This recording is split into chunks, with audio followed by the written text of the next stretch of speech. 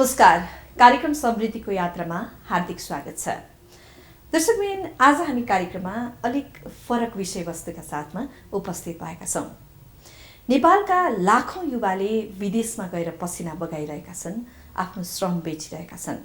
त्यो श्रमबाट आएको रेमिटेन्सले मुलुकको आर्थिक क्षेत्रमा निकै ठुलो भरतेक गरेको छ। वास्तवमा यी युवाहरूको अवस्था कस्तो छ, के छ भनेर सरकारले खासै खोजी गरेको भने पाइँदैन। तर उनीहरूको माया नेपालका लागि सधैँ रहिरहनेछ। उनीहरूले नेपालको बारेमा जहिले चासो राखिरहेका छन्। आज हामीले यस्तै युवालाई यहाँहरूमाझ प्रस्तुत गर्ने जमर्को गरेका छौँ। विदेशमा बसेर कर्म गरिरहनु भएको छ, तर मन नेपालमै छ। नेपालमा दुःख पर्दा, समस्या पर्दा उहाँका हात जहिले पनि नेपालीहरू सामु अगाडि बढिरहेका छन्। नेपालबारे सोचिरहनु भएको छ। यस्तै युवालाई आज हामीले कार्यक्रमका निम्ति आएका छौँ। उहाँ हुनुहुन्छ गङ्गाबहादुर नेमकुल। सर, स्वागत छ। नमस्ते। सन्चै हुनुहुन्छ? हजुर। कहिले आउनुभयो नेपाल? आजभन्दा 4 महिना अगाडि चाहिँ आएको थिएँ। यो जुन कोभिडको दोस्रो लहर नेपालमा बिगबिगी भइसकेपछि अब हामी चाहिँ विदेशमा होइन, अब नेपालमा आएर चाहिँ केही सेवा गर्नुपर्छ आफ्नो देशलाई। चाहिँ केही यस्तो अवस्थामा चाहिँ हामीले चाहिँ आफ्नो देशलाई चाहिँ माया गरेर फर्किनुपर्छ भनेर चाहिँ आएको। हजुर, जस्तो 2072 सालको वैशाखमा भूकम्प गयो, त्यो बेला पनि एकदमै अग्रसर रूपमा नेपाल आएर कहाँ कसलाई दुःख परेको छ, कसरी सहयोग गर्न सकिन्छ भनेर रात दिन खटेर काम गर्नुभयो। अहिले फेरि महामारीको रूपमा कोभिड भित्रिएको छ। यो समयमा पनि नेपाल र नेपालीलाई कसरी सहयोग गर्ने, कसरी बचाउने, कसरी औषधि उपचारमा चाहिँ सहयोग गर्न सकिन्छ भनेर लागिरहनु भएको छ। वास्तवमा त्यहाँ बसेर आफ्नो दैनिकी चलाइरहँदा, आफूले दुःख गरिरहँदा नेपाललाई सम्झिन चाहिँ केले प्रेरित गर्छ? होइन, हामी चाहिँ अब विदेशमा बस्दाखेरि त्यहाँ काम गरुन्जेल मात्रै हो, त्यहाँलाई त्यो अवस्थालाई चाहिँ सम्झिने विदेश हो भनेर होइन। तर चाहिँ हामी चाहिँ कामबाट बाहिर निस्किँदा साथै, काम सकिँदाखेरि कामबाट बाहिर आउँदाखेरि हामीले मोबाइल हेर्छौँ। मोबाइल चाहिँ हामी अरू केही हेरेर नेपालमा चाहिँ आज के भयो त्यसको अपडेटहरू हेर्छु। हाम्रो नेपाल चाहिँ अहिले कस्तो अवस्था। अब हामीले चाहिँ बाटोमा हिँड्दाखेरि पनि त्यहाँको एउटा समृद्धि भनौँ न, तपाईँले त्यो मेट्रोहरू ट्रेनहरू देख्दाखेरि हाम्रो नेपालमा कहिले चढ्छ, यस्तो विकास कहिले हुन्छ भने हामीले सोचिरहेको हुन्छ। अनि जब हामी चाहिँ फेरि यो हामी चाहिँ विकासलाई मात्रै नहेरिकन हाम्रो मठ मन्दिरहरू, हाम्रो कला संस्कृति हेर्छु, फेरि कहिले काहीँ चाहिँ हाम्रो देश त विदेशभन्दा पनि अझ विकसित हो कि जस्तो पनि लाग्छ। र यसलाई चाहिँ कसरी संरक्षण गर्ने भन्ने चाहिँ हाम्रो चाहिँ मनमा रहिरहन्छ।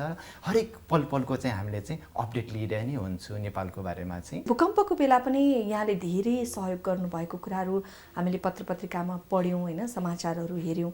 अहिलेको समयमा पनि यहाँको अग्रसरता उत्तिकै छ। वास्तवमा आफ्नो व्यक्तिगत प्रयास हो अथवा कुनै सङ्घ संस्थाको सहयोगमा कसरी लाग्नु भएको छ? यस्तो जुन यो हामीले चाहिँ एउटा अस्ट्रेलियामा हुँदाखेरि भूकम्पको कुरा गर्ने, त्यो बेला चाहिँ म अस्ट्रेलिया थिएँ। हामीले चिनारी नेपाल भनेर चाहिँ मैले नै एउटा चाहिँ संस्था खडा गरेको थिएँ, जुन कल्चरलाई चाहिँ प्रमोट गर्ने भनेर। अस्ट्रेलियामा चाहिँ नेपाल कसरी चिनाउने भन्ने हिसाबले चाहिँ चिनारी नेपाल भनेर संस्था खोलेँ। र त्यो विभिन्न कार्यक्रम गर्दा गर्दा नेपालमा भूकम्प गइसकेपछि हामी चाहिँ कल्चरलाई होइन, अब चाहिँ यो कल्चर चिनाउने चाहिँ चिज नै भड्किसक्यो, मठ मन्दिर नै भड्किसक्यो। अब त्यसलाई चाहिँ कसरी पुनर्निर्माण र त्यहाँ भएका व्यक्तिहरूलाई चाहिँ कसरी हामीले संरक्षण गर्न सकिन्छ भन्ने हेतुले चाहिँ म नेपाल आएँ। र कामहरू गरिसकेपछि अस्ट्रेलियामा रहेका सङ्घ संस्थाहरूले पनि तिमी अगाडि बढिरहेको छु, हामीले गर्न सक्ने, हामी हेल्प गर्छौँ, आर्थिकबाट हुन्छ कि सामाजिकबाट भनेर उहाँले पनि गर्नुभयो। सुरुवात मबाट गए पनि पछि चाहिँ अस्ट्रेलियामा रहेका सङ्घ संस्थाहरूले पनि मलाई चाहिँ पूर्ण रूपमा चाहिँ सहयोग गर्यो। अस्ट्रेलियामा कति समय बस्नुभयो? म 2008 देखि 2014 सम्म। त्यसपछि पोर्चुगल आउनुभयो। अस्ट्रेलिया छोडेर पोर्चुगल आउनुको कारण? होइन, मलाई चाहिँ कस्तो थियो भन्दाखेरि हाम्रो देशलाई चाहिँ विश्वभर नै चिनाउनु पर्छ भने चाहिँ मैले मान्यता लिएको थिएँ। अब अस्ट्रेलियामा बसेँ, अनि त्यसपछि म युरोप युरोप गइसकेपछि अलिकति अब नेपालीहरूको जमघट हुने, अलिकति बस्नलाई हावापानी सम्पूर्ण सुविधा हुने भनेको पोर्चुगल हो। र अनि मैले पोर्चुगलमा चाहिँ जबहरू गर्न थालेँ। अब नेपालीहरूको एकदमै आकर्षणको केन्द्र त अस्ट्रेलिया पनि हो नि अहिलेको सन्दर्भमा त होइन? सँगसँगै त्यहाँको सुविधा र नेपाललाई हुने सहज चाहिँ अस्ट्रेलियाभन्दा पोर्चुगलमा पाउनुभयो? होइन, त्यस्तो होइन। मेरो चाहिँ कस्तो भन्दाखेरि अब म पोर्चुगल पनि धेरै समय चाहिँ बस्दिनँ होइन। म चाहिँ अलिकति ढुल्ने बानी नै भयो भनौँ न। मलाई चाहिँ यो एउटा ठाउँमा बसेर चाहिँ हामीले काम गरिसकेपछि हाम्रो जन्मभूमि त कहिले छोड्दिनँ नेपाल चाहिँ। तर चाहिँ जुन अरू चाहिँ हाम्रो कर्मभूमिहरू चाहिँ कर्म चाहिँ गर्नु नै छ, नेपाललाई पनि चिनाउनु पर्छ भन्ने चाहिँ मेरो मान्यता भएको हुनाले चाहिँ हामीले चाहिँ एक ठाउँबाट चाहिँ अर्को ठाउँमा चाहिँ चिनाउनुको निमित्त नै म हिँडिरहेको छु। हजुर 2014मा पोर्चुगल आउनुभयो। अच्छा 2016मा बिचमा चाहिँ म नेपाल थिएँ। ए 2016देखि पोर्चुगलमा हुनुहुन्छ अहिलेसम्म होइन? नेपालीहरूको अवस्था चाहिँ कस्तो छ पोर्चुगलमा? नेपालीहरूको अवस्था चाहिँ युरोपमा सबैभन्दा बढी जमघट हुने या बसोबास हुने भनौँ होइन, नेपालीहरूको भनेको पोर्चुगल नै हो।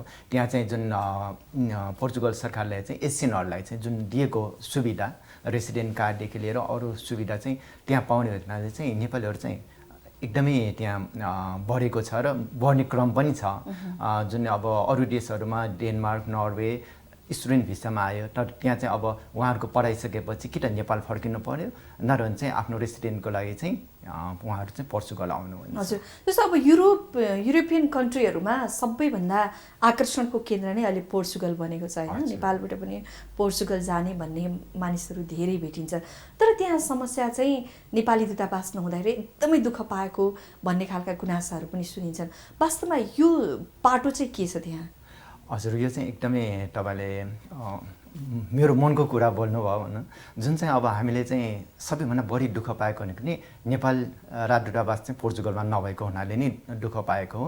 हामीले चाहिँ एउटा डकुमेन्ट चाहिँ के गर्नु पर्यो भने महिनौँ दिन कुर्नु पर्ने, र हामीले चाहिँ कहिलेकाहीँ चाहिँ पासपोर्ट चाहिँ रिन्यू गर्न पठाउँदाखेरि या त नयाँ पासपोर्ट बनाउँदाखेरि हाम्रो पासपोर्ट नै बिचमा चाहिँ खोज्नु पर्ने कि अब यता चाहिँ वाणिज्य दूतावासले पठाइसक्यो भनेर भन्नुहुन्छ, तर एमबिसीले चाहिँ हामीसँग चाहिँ अझसम्म पनि आइपुगेको छैन भन्ने, महिना बित्ने। अब कुनै एउटा वारिसानामा चाहिँ गर्नु पर्यो भने पनि 1 महिना 2 महिना लाग्छ, र जसले गर्दाखेरि नेपालमा अब यो कोभिडको टाइम हो, कोभिडको टाइममा चाहिँ कहिले कसको लागि चाहिँ के आवश्यक पर्छ, पैसाको आवश्यकता पर्छ, त्यसको लागि पनि एउटा सिफारिस गर्नलाई यो वारिसानामा गर्नलाई पनि एमबिसी नहुँदाखेरि एकदमै दुःख परेको छ। एमबिसी चाहिँ एकदमै आवश्यक छ, तर चाहिँ नेपाल सरकारले यसमा चाहिँ पहल नगरेको नै हामीले महसुस गरेको छ। सरकारले पनि एकपटक बिचमा त अब राजदूतावासको आवश्यकता पर्यो है भन्ने खालका कुरा पनि गरेको थियो। त्यो अहिले त्यहाँनिर स्थापना गर्ने केही प्रक्रियागत रूपमा केही अगाडि बढेको छैन? यसमा चाहिँ खासै प्रगति भएको छैन, र मैले एकचोटि चाहिँ हाम्रो नयाँ नवनियुक्त राजदूत, फ्रान्सको राजदूत हाम्रो दीपक अधिकारीज्यू चाहिँ उहाँको चाहिँ पदबारी भइसकेपछि उहाँ पोर्चुगल आउनुभएको थियो, र त्यही बेला चाहिँ मैले नै सोधेको थिएँ उहाँलाई चाहिँ स्पेनमा एमबिसी आइसकेछ, पोर्चुगलमा चाहिँ किन अहिलेसम्म ढिलाइ भएको भन्दाखेरि उहाँले चाहिँ नेपाल सरकारले चाहिँ बजेट विनियोजन गरेको छैन, आर्थिक चाहिँ हजुर विनियोजन गरेको छैन, आर्थिक समस्याले गर्दाखेरि पनि हामीले चाहिँ अहिले चाहिँ तत्कालै चाहिँ यहाँ चाहिँ केही भन्न सक्दैन भन्ने कुरा गर्नुभयो। अनि मैले चाहिँ के भन्दाखेरि आर्थिक त स्पेनभन्दा त पोर्चुगलमा बढी छ नि त, किन भन्दाखेरि पोर्चुगलमा हरेक कामहरू चाहिँ पोर्चुगल नै हुन्छ। युरोपको नेपालीहरूको अब एउटा सिफारिस गर्नलाई पनि हामीले दस्तुर तिर्नुपर्छ, एउटा ट्रान्सलेट गर्नलाई पनि हामीले चाहिँ अहिले वाणिज्य दूतावासले चाहिँ 7 युरोदेखि लिएर चाहिँ 10 युरोसम्म तिरिरहेको छौँ। एउटा इङ्ग्लिसको हाम्रो पुलिस रिपोर्ट इङ्ग्लिसको आउँछ, अनि त्यहाँ फेरि पोर्चुगिज ल्याङ्ग्वेजमा चाहिँ चेन्ज गर्नुपर्छ। त्यो गर्दाखेरि अब 1-2 दिन हप्ता दिनमा लिने हो भने 7 युरो लिन्छ उहाँले ट्रान्सलेट गरेको चार्ज। अनि अब आजको आजै चाहियो भनेदेखि 10 युरो लिन्छ होइन। तीहरू पनि आम्दानीका स्रोतहरू नै हुन्। अब पासपोर्ट बनाउनु पनि आम्दानीका स्रोत हुन्, जबकि युरोपमा चाहिँ अरू देशहरूमा चाहिँ 1500-2000 मात्रै नेपालीहरू छ भने पोर्चुगलमा त 25देखि 30, अझ भन्ने त राम्रोसँग तथ्याङ्क राख्ने हो भने त त्योभन्दा बढी नै 1000 मान्छे होला, 30-35 हजार भन्दा बढी मान्छेहरू छ भनेपछि त आय स्रोत त पुग्नुपर्ने हो हाम्रो अनुमानमा। त्यस कारण चाहिँ हामीले चाहिँ एकदमै नेपाल सरकारसँग चाहिँ रिक्वेस्ट गरेको छौँ, हाम्रो पोर्चुगलमा पनि एमबिसी आयो भने चाहिँ 30-35 हजार नेपालीहरूलाई चाहिँ केही राहत मिल्छ भने चाहिँ हामीले अपेक्षा गरेको छौँ। नेपालीहरूको जनसङ्ख्या त निकै बढिसकेछ पोर्चुगलमा पनि होइन? सङ्गठित रूपमा चाहिँ नि कसरी अगाडि बढ्नु भएको छ? जस्तो अब गैर आवासीय नेपाली सङ्गठनहरू विभिन्न मुलुकहरूमा छन् होइन, देशगत रूपमा चाहिँ नै सङ्गठन बनाएर अगाडि बढ्नु भएको छ, त्यहाँको अवस्था चाहिँ के छ? त्यहाँ पनि हाम्रो गैर आवासीय सङ्घहरू चाहिँ स्थापना भएको चाहिँ 8 वर्ष भयो। गैर आवासीय संस्था अहिले 8औँ अधिवेशन छ। 8औँ अधिवेशनमा चाहिँ अलिकति बिचमा चाहिँ उहाँहरूको चाहिँ अलिक गाह्रो भइरहेको मैले महसुस गरेछु। गैर आवासीय सङ्घ पनि विभाजन भएको चाहिँ महसुस गरेछु। अब मैले बुझ्दाखेरि चाहिँ गैर आवासीय सङ्घ पनि दुईजना अध्यक्ष भएको चाहिँ महसुस गरेको छु पोर्चुगलमा। अब यो राम्रो भन्ने कि अरू देशमा एकजना मात्रै हुन्छ, पोर्चुगलमा चाहिँ दुईजना भएको छ। अब यसलाई चाहिँ त्यहाँको स्थानीय सङ्घ संस्था र वाणिज्य दूतावासको अब समन्वयमा चाँडै नै समाधान होला भन्ने चाहिँ मैले आशा गरेछु। पोर्चुगलमा बस्ने नेपालीहरूलाई चाहिँ नेपालको हावाले छोडेको छैन, किनभने नेपालमा पनि एउटा संस्थामा दुईटा नेता सामान्यतया हुन्छ नै। पछिल्लो समय त झन् राजनीतिक दलहरू फुटेर अझै एउटा संस्कारै बस्ला कि भन्ने डर पनि छ। त्यसकै छाया त परेको होइन कतै नेपालीहरूलाई? कतै कतै त यस्तै जस्तो लाग्छ। तर चाहिँ अब पोर्चुगल जस्तो देश हो, अलिकति साथीभाइहरूको चाहिँ जुन विदेशी वातावरणले गर्दाखेरि यो चाहिँ नेपालमा जस्तो ठुलो समस्या चाहिँ नहोला भन्ने चाहिँ मैले महसुस गरेको छु। चाँडै नै यो समाधान हुन्छ भन्ने आशा लिएको छु। हजुर, अर्को कुरा नि जस्तो त्यहाँ रहेका सङ्गठित संस्थाहरूले नेपालीहरू जो श्रम बेचिरहनु भएको छ विदेशमा होइन, उहाँहरूको समस्यामा कतिको हात अगाडि बढाउनुहुन्छ? उहाँहरूले चाहिँ आफ्नै उही सङ्गठन विस्तारमा मात्रै लाग्नुहुन्छ कि नेपालीहरू दुःख परेको बेला त्यहाँ पनि हेर्नुहुन्छ? विदेशमा चाहिँ यो नेपाली संस्था भन्दा पनि आफ्नै यो गभर्मेन्टले चाहिँ यस्तो संस्थाहरू चाहिँ खोलेको छ, जस्तै इम्प्रेगो भनेर कुनै पनि व्यक्तिले चाहिँ जब पाएन होइन, नेपाली होस् या त अरूले होस्, उसले चाहिँ जब खोज्ने काम चाहिँ इम्प्रेगोले गरिदिन्छ। त्यस्तै चाहिँ यो इमिग्रान्टी भन्ने संस्था छ जुन पोर्चुगल सरकारकै मातहतमा चाहिँ कुनै पनि व्यक्तिलाई चाहिँ नागरिकता सम्बन्धी समस्या आयो, उसलाई चाहिँ अरू जुन यो हुने चाहिँ सरकारी चाहिँ समस्या आयो भने इम्प्रेगोले चाहिँ तिनीहरूले चाहिँ हेर्छ। यो सरकारले नै छुट्टै यस्तो चाहिँ सुविधाहरू दिइरहेको छ। अहिले अब एकदमै पोर्चुगल जाने भनेको सुनिन्छ होइन, त्यहाँ गएर नेपालीहरूले आफ्नो श्रम अनुसारको मूल्य चाहिँ पाएका छन् कि छैनन्? श्रम अनुसार चाहिँ मूल्य पाएका छन्। एउटै मात्रै अलिकति गाह्रो भनेको चाहिँ त्यहाँ अवसर पनि धेरै छन्, तर चाहिँ भाषा चाहिँ हाम्रो चाहिँ युज टु भएन। अब जस्तै मैले अर्को पहिला बसेको देशमा चाहिँ अस्ट्रेलियामा चाहिँ जुन इङ्ग्लिस नै चल्ने हुनाले, अङ्ग्रेजी भाषा चल्ने हुनाले ब्याङ्कदेखि लिएर ठुल्ठुला पोस्टहरूमा चाहिँ नेपालीहरू चाहिँ पुग्नलाई सफल भएको छ भने पोर्चुगलमा चाहिँ अब सेकेन्ड जेनेरेसन जो चाहिँ त्यहीँ स्कुल पढेर चाहिँ अगाडि बढेका उहाँहरूको चाहिँ भविष्य एकदमै छ भने पहिलेको साथीहरूलाई चाहिँ होटेल म्यानेजमेन्टमा त राम्रो गरेको छ, होटेलतिर काम गर्ने चाहिँ राम्रो गर्छ, ब्याङ्कदेखि लिएर चाहिँ अरूमा चाहिँ अलिकति उहाँलाई चाहिँ गाह्रो भएको चाहिँ मैले महसुस गरेको छु, किनभने भाषाले गर्दाखेरि चाहिँ गाह्रो भएको हो।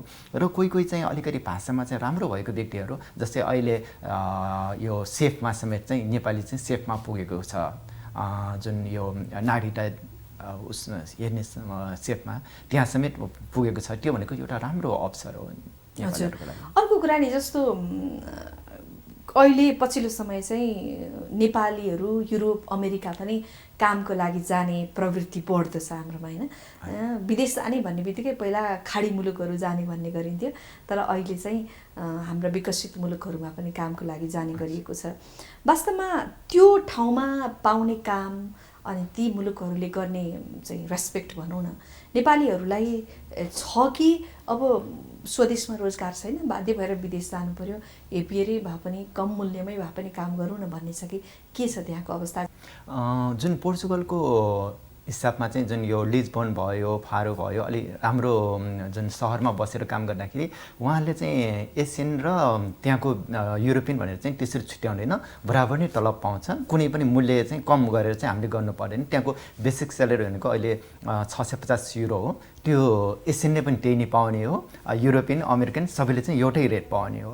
हामी चाहिँ एसियन हो, हामीले चाहिँ घटाएर काम गर्छौँ त्यस्तो चाहिँ भन्नु पर्दैन, अवस्था चाहिँ छैन त्यहाँ चाहिँ।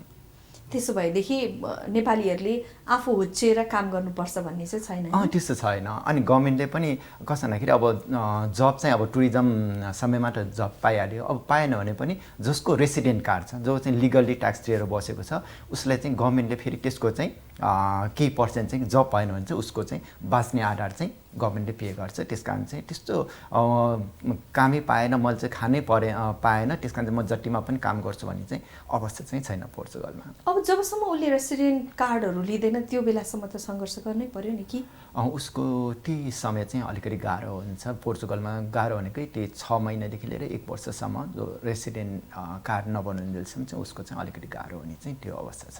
हजुर, नेपाल त अब असाध्यै पर्यटकीय केन्द्र भएको मुलुक विश्वमा होइन, पर्यटकको आकर्षण हुनुपर्ने मुलुक। हामी बिचमा भएको राजनीतिक खिचातानी नेपाललाई विश्वमा चिनाउनका लागि भइरहेका प्रयासहरू कम, यसका कारणले गर्दाखेरि हामी पछि परिरहेको भन्ने तथ्याङ्क त हामी सामु छर्लङ्गै छ। वास्तवमा विदेशमा बसिरहेका युवाहरूले चाहिँ नेपालमा चिनाउनका लागि गर्ने प्रयासहरू चाहिँ कस्ता हुन्छन्? तपाईँ त एकजना सामाजिक कार्यकर्ता पनि मान्छे होइन, त्यो हिसाबमा चाहिँ के काम गर्दै हुनुहुन्छ? मेनली चाहिँ हामीले चाहिँ अब तपाईँले भने जस्तै नेपाल चाहिँ एकदमै समृद्ध भइसकेको जुन कला संस्कृतिमा, तर चाहिँ अब विदेशमा बसेर हेर्दाखेरि चाहिँ हामीले संरक्षण गर्न नसकेको नेपाललाई चाहिँ होइन। अब विदेशमा चाहिँ अब जुन पोर्चुगलमै भनौँ, एउटा पुरानो सहरमा एउटा घरको इँटा चेन्ज गर्नु पऱ्यो भने त्यही पुरानै चाहिन्छ, कुनै नयाँ डिजाइन बनाउन पाइँदैन। मलाई चाहिँ अब 2008मा विदेश गएँ, 2011मा फेरि नेपाल आउँदाखेरि हाम्रो पुरानो घरहरू सबै नयाँ भइसकेको छ। अब त्यो चाहिँ विकास जस्तो लागेको होला जुन नेपालमा बस्ने दाजुभाइ दिदीबहिनीहरूलाई अनि आमा बुवालाई। तर चाहिँ कस्तो भन्दाखेरि विदेशको तुलनामा चाहिँ त्यो अविकसित भयो कि, जुन कला संस्कृति बचाउने चाहिँ त्यो विकास भयो। अहिले पनि यो जुन पोर्चुगलमा चाहिँ हामीले चाहिँ पुरानो संस्कृतिहरू कसरी भित्राउने भन्ने उहाँहरूको चाहिँ खोज तलास हुन्छ भने नेपालमा त्यसलाई भट्काउने भइरहेछ, त्यो उल्टो भइरहेछ। त्यस कारण चाहिँ हामीले चाहिँ नेपाललाई चाहिँ अझ पनि हामी चाहिँ कसरी समृद्धि बनाउने भन्दाखेरि हाम्रो कला संस्कृति, हाम्रो भाषाहरू जसरी संरक्षण गर्न सक्छ त्यही नै विकास जस्तो लाग्छ। हामीले विदेशमा बसेर चाहिँ हामीले चाहिँ मठ मन्दिरहरू, फल्साहरू, जात्राहरू चाहिँ त्यो मासिन हुँदैन भन्दाखेरि चाहिँ जुन यो केही साथीहरूलाई चाहिँ नेपालमा बस्ने केही साथीलाई ल यसले त जातीयताको कुरा गर्यो, यसले चाहिँ भाषाको कुरा गर्यो, यसले राजनीति गर्यो भन्छ होइन। तर चाहिँ त्यो नगरिकन हाम्रो मनको आवाज, त्यहाँको हामीले चाहिँ अनुभव बोलेको हो। हामीले चाहिँ भाषा बचाउनु पर्छ भन्दाखेरि हामीले कुनै पनि जातिको कुरा गरेको होइन, हामीले त सम्पूर्ण भाषा बच्नुपर्छ भन्ने हो। किनभने हामीले यतिसम्म देखेको छौँ कि विदेशमा बस्ने साथीहरूले चाहिँ म नेवार हो, तर चाहिँ त्यो साथीलाई चाहिँ नेवार भाषा मन नपर्ला, गुरुङ भाषा मन पर्ला, तिम्रो गुरुङ भाषा सिक्नुको निम्ति म नेपाल जान चाहन्छु भन्छ। हामीले चाहिँ सहयोग गर्नुपर्छ। कसैले गुरुङ भाषा मन पर्ला, कसैले तामाङ भाषा, कसैले नेवा भाषा, कसैले अरू भाषा मन पर्ला, त्यो उनीहरूले सिक्नुको निमित्त एउटा टुरिस्ट नेपाल आउनु भनेको नि, एउटा विदेशी आउनु भनेको नि नेपालको त आर्थिक उन्नति हो। त्यस कारण चाहिँ अब हामीसँग जति भाषा छ त्यो त हाम्रो सम्पत्ति हो नि। अब कसैले चाहिँ हाम्रो नेवा खाजा मन पर्ला, कसैले चाहिँ हाम्रो ठकाली खाना मन लाग्ला होइन, त्यो सबै संरक्षण गऱ्यो भने त्यसको लागि पनि आकर्षण हुनुको निमित्त चाहिँ टुरिस्टहरू आयो भने हाम्रै हो। मैले चाहिँ विदेशमा युरोपमा बस्दाखेरि चाहिँ मैले चाहिँ यो आर्थिक चाहिँ कसरी विकास गर्न सकिन्छ भने एउटा चाहिँ यस्तो विचार गरेको, यो हाम्रो कोरियन र जापानले चाहिँ सुसी बेच्छ। अस्ट्रेलियामा चाहिँ एकदमै सुसी डिमान्ड हुन्छ, सुसी सेफ बन्यो भने त म त अस्ट्रेलियाको धनी नै मान्छे बन्यो भने चाहिँ नेपालीहरूको पनि चाहना छ, म एकचोटि सुसी सेफ बन्छु, मेरो लाइफ सेटल भयो भन्ने एउटा चाहना छ। सुसी हुनु त्यही त, सुसी खान जाँदाखेरि उनीहरूले चाहिँ सुसीसँगै चाहिँ यिनीहरूले कि त कोरियाको नाम लिन्छ कि त जापानको नाम लिन्छ। अब उहाँ त्यतिकै प्रमोट भयो नि त त्यो देश, त्यतिकै समृद्धि भयो त्यो खानाले गर्दाखेरि। एउटा खानाको नामले बेचेर अब मान्छेले चाहिँ के भन्दाखेरि पोर्चुगलमा बसेर मैले सुसी यति मिठो खाना खाएँ होइन, जापानमा गयो भने अझ मिठो हुन्छ कि भनेर चाहिँ जापान जान्छ कि। त्यस्तै अब हाम्रो नेपालमा कति छन्, क्वाटी छन् होइन। क्वाटी भनेको त जुन यो त्यो खायो भने त प्रोटिन, अहिले त यो कोभिडको टाइममा क्वाटी खानै पर्छ भनिरहेछ होइन। कोभिडको टाइममा खानुपर्ने खाना त कहाँ छ र नेपालमा छ भन्दाखेरि कति विकास हुन्छ। हाम्रो यो गेरागुडीहरू चाहिँ सबै चाहिँ उत्पादन गर्ने कृषकहरूको पनि आर्थिक उन्नति हुन्छ। त्यस्तै चाहिँ हाम्रो क्वाटी बनाउने जो प्रविधि सिकाउने सेफको पनि राम्रो विकास हुन्छ र सँगै चाहिँ क्वाटीको रिसर्च गर्नको लागि टुरिस्टहरू आउने भयो भने त हाम्रो नेपाललाई चाहिँ अझ आर्थिक उन्नति हुन्छ जस्तो लाग्छ। हजुर पक्कै पनि। अब यसमा त दुई मात्रै छैन होइन, हाम्रो कला संस्कृति वेशभूषादेखि लिएर हामीसँग प्रकृतिले पनि एकदमै सौन्दर्यता दिएको छ क्या। यो प्रमोसन गर्नका लागि सरकार लगायत तपाईँहरू जस्तो युवा जो विदेशमा पसिना बगाइरहनु भएको छ तपाईँहरूको पनि एकदमै ठुलो हात हुन्छ। अब नेपाल जाउँ है, सगरमाथाको देश नेपाल, बुद्धको देश नेपाल, कला संस्कृतिले भरिपूर्ण नेपाल भनेर यस्ता सङ्गठित रूपमा अभियानहरू चाहिँ चलाउनुहुन्छ कि हुन्न तपाईँहरूले नेपालको प्रमोसनका लागि?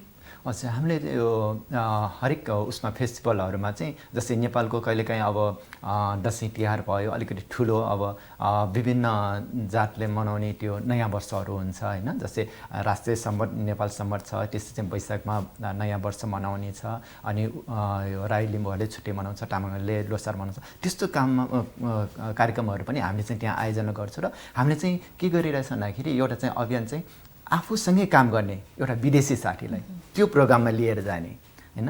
अनि पहिले चाहिँ हाम्रो एउटा फेस्टिभल छ, रमाइलो छ, आज गेट टुगेदर छ, जाऊँ न भनेर चाहिँ लिएर जाने हैन। लिएर जाँदा उसले मन परेपछि उसले अर्को 10 जनालाई चाहिँ प्रमोट गर्छ नि, यो नेपालमै गएर चाहिँ एकचोटि यो फेस्टिभलमा भाग लिउन् भने उनीहरूको मनमा क्युरियोसिटी जाग्छ कि। अनि त्यसकारण चाहिँ हामीले चाहिँ त्यो अभियान चलाइरहेछौँ अहिले चाहिँ। हजुर, अर्को कुरा नि जस्तो अब यहाँ त सुरुदेखि नै अस्ट्रेलिया लगायत विकसित मुलुकहरूमा बस्नुभयो, काम गर्नुभयो होइन, तपाईलाई हेर्दा कस्तो लाग्छ नेपाल यति आफैमा समृद्ध भएर पनि धनी हुन नसक्नुको कारण चाहिँ के होला? हैन, हामी धनी नभएको पनि होइन जस्तो लाग्छ र हामीले चाहिँ आफूलाई चाहिँ अलिकति कमजोर ठानेको जस्तो लागेको छ। हामी धनी छैन कि हामी गरिब भयो कि भन्ने हामीमै त्यो एउटा चाहिँ मनमा मात्रै लागेको जस्तो लाग्छ। तैपनि त विदेशीको छेउमा हात पसार्नु परेको छ। आज हामीले वैदेशिक सहायताका कुराहरू गर्नु परेको छ, विकासका लागि छुट्याइएको पैसा खर्च नभएर चाहिँ विकासका कामहरू भएनन् भनेर रात दिन गुनासो गर्नु परेको छ। हामी अविकसित नै होइनौँ र भने अविकसित भन्नाले मलाई चाहिँ यसमा चाहिँ कस्तो लाग्यो भने हाम्रो एनजिओ आइएनजिओले जसले चाहिँ विदेशी डाक्टरहरूलाई चाहिँ लोभ्याएर चाहिँ आफ्नो संस्था चलाउनु पर्ने हुन्छ नि, उहाँले चाहिँ तथ्याङ्क बनाएको जस्तो पनि लागिरहेको छ।